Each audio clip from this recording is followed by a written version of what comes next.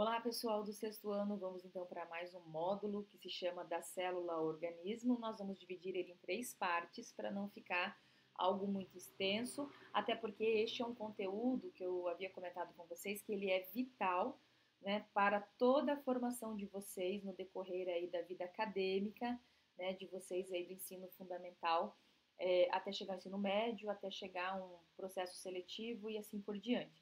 Então, nós vamos trabalhar ele de forma bem tranquila.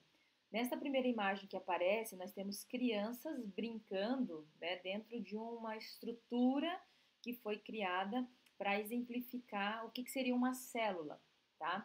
Então, seria um modelo científico de forma mais didática. E a gente vai entender no decorrer aí dessa aula que as células, elas são organizadas, né, dentro dos seres vivos, ou seja, nós somos formados por células e que elas apresentam estruturas para que a gente possa, né, mantê-las vivas, e mantendo elas vivas a gente consegue, né, realizar as nossas atividades e manter o nosso corpo, tá? E então nós vamos lá. E aí nós iniciamos falando da teoria celular, começamos com esse personagem e aquilo que ele observou que está aqui do lado.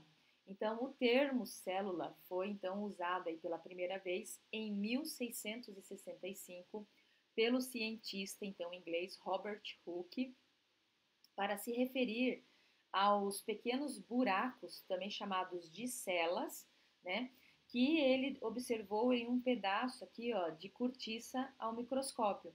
Então, assim, mas o que é cortiça, professora? Cortiça é o seguinte, é a casca da árvore, né, que é composta por células mortas. Normalmente ela é utilizada aí na fabricação de rolhas e também de materiais isolantes.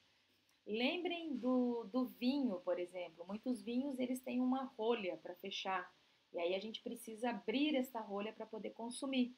Então, essa rolha é nada mais do que cortiça, que são células mortas, são casca de planta, né? De uma planta específica, melhor dizendo. Então, foi isso que ele observou. Ele observou o espaço. E esse espaço ele chamou de célula, né?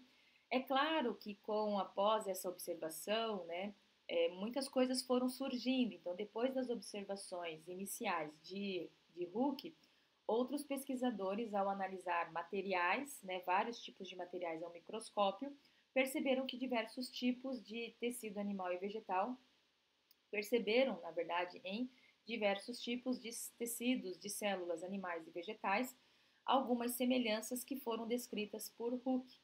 Então, a gente está falando agora desses dois personagens aqui, ó, que querendo ou não, com o avanço também, né, do microscópio, contribuiu para essas novas descobertas.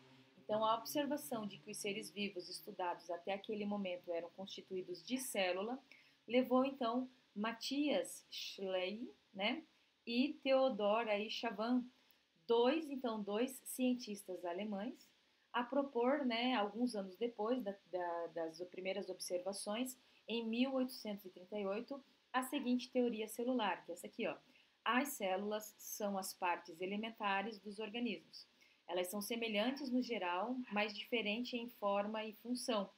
A essência da vida é a formação de célula. Então, eles estão dizendo que todo ser vivo é formado por célula. Então, a gente já abre um parêntese para dizer que vírus não é um ser vivo. Vírus é uma estrutura à parte.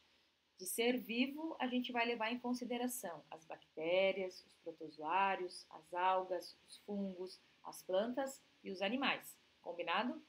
E aí, então, essa teoria celular ela vai ser aprimorada aqui, ó, por Walter Fleming, né?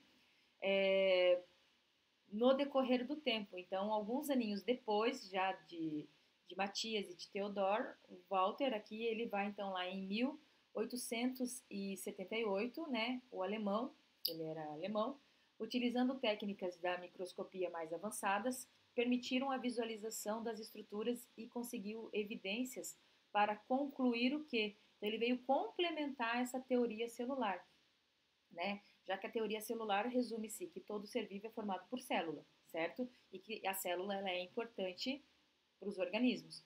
Ele vem complementar da seguinte forma: uma célula só pode surgir de outra célula pré-existente, né? Que se dividirá em outras, ou seja, que os organismos eles se originam de organismos pré-existentes. Nada vai surgir né? Nenhum organismo vai surgir do nada, né? Então, essa constatação reforçou as ideias lá de Pasteur, um pesquisador que a gente comentou lá no primeiro capítulo de vocês, que defendia a questão da origem da vida através, né, da biogênese e não da abiogênese, perfeito? E ainda na sequência, a gente leu esse tópico aqui, ó, olho vivo, modelos, né? Já estudamos que uma hipótese, depois de formulada, deve ser testada por meio de experimentos e observações que permitam confirmá-las ou refutá-las, de modo, né, a prosseguir com sua explicação ou buscar hipóteses alternativas. Se essa hipótese for apoiada por diferentes evidências e dados, ela pode ser incorporada na formulação aí de uma teoria. Então, nós já vimos aqui aqueles passos do método científico. Agora a gente vai entender que o modelo ele é importante também, ó.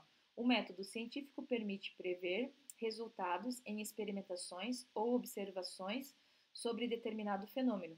Por vezes, os cientistas utilizam modelos, né, que reproduzem, pelo menos em parte, o fenômeno estudado. O modelo, portanto, também pode representar uma ideia ou simular um fenômeno. Por exemplo, o modelo de uma célula pode ajudar a entender a estrutura celular, evidenciando o formato da célula e seus componentes. Então, sempre que possível, ao elaborar um modelo, é preciso atentar para a escala usada, tá? Representando os elementos proporcionalmente entre si.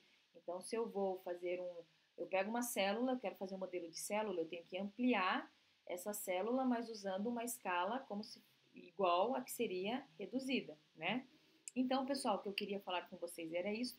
E eu aguardo vocês então aí numa próxima oportunidade. Tchau, tchau.